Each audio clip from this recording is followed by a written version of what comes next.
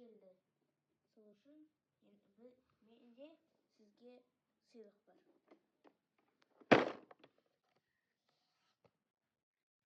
Жаңа знаток.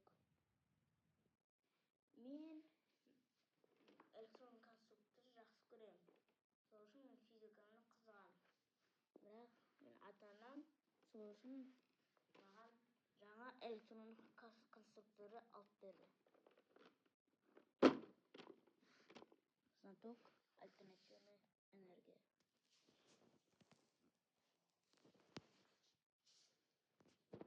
Енді ашып көрейік.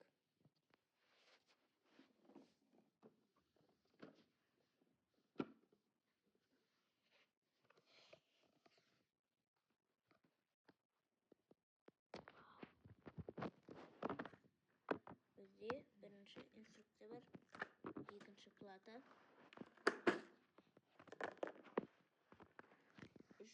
үшінші жұмысқа бізде көп заттар бар. Енді схемаларды бастайық. Ең алдымен инструкцияны қарайық. Инструкцияда өте көп заттар бар, схемалар бар. Ең басында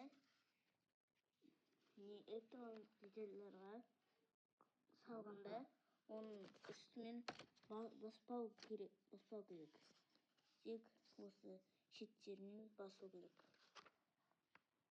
Ең басындағы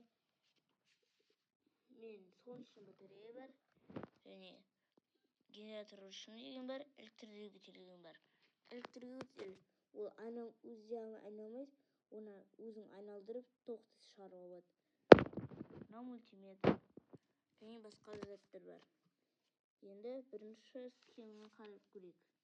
Бірақ мен солнечный батареяны істемеймін, өйткені менде жарық аз.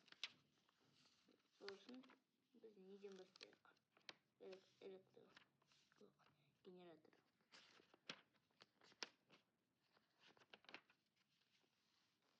Электрогенератор ол тоқтан электр тоғын шығарады. Энергиядан ток энергиясын шығарады. Біріншісін істеп көрейік. Лампа.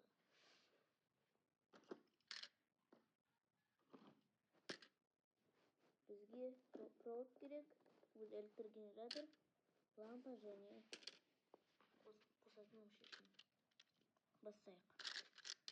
Алдымен осыны қоямыз. Екіншісі осыны. Үшіншісін ал. Төртіншісін ал. Оған бірінші бізге қосу керек. Жұмыс істейді ме, жоқ па? Қарайық. Жұмыс істейді екен. Ол жақсы. Енді жаңасын қарап көрейік. Ол дауыс шығаратын шкатулка. Сол үшін істеп көрейік. Шарманка. Бізге қазір проводтың керек. Енді динамик керек. Оны полюстері бір уақытта орналастырылды, қарама-қарсы. Плюс-плюсқа, минус-минусқа. Істеп көрейік.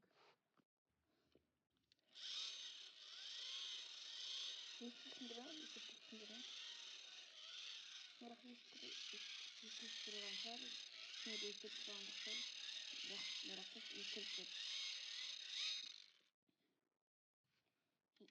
ол жақсы.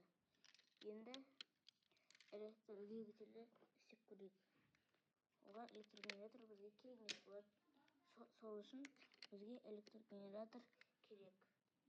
Оны аламыз, оған пропеллерді қосамыз. Енді біз оған проводтарды аламыз. Енді қандайдан бастайық? Мысалы, светодиодты салып көрейік. Қайтып полюстері бөлін қарым-қарсы салу керек. Енді осыны өзіңе емес, мен өзімде бірінші үрлеп көремін. Бірақ ілмей тұр. Осын ілмей тұрамын. Әйтеуір енді озықтыра керек. Өзі жақсы ол конструктор балаларға көмектеседі. Физиканы және электронды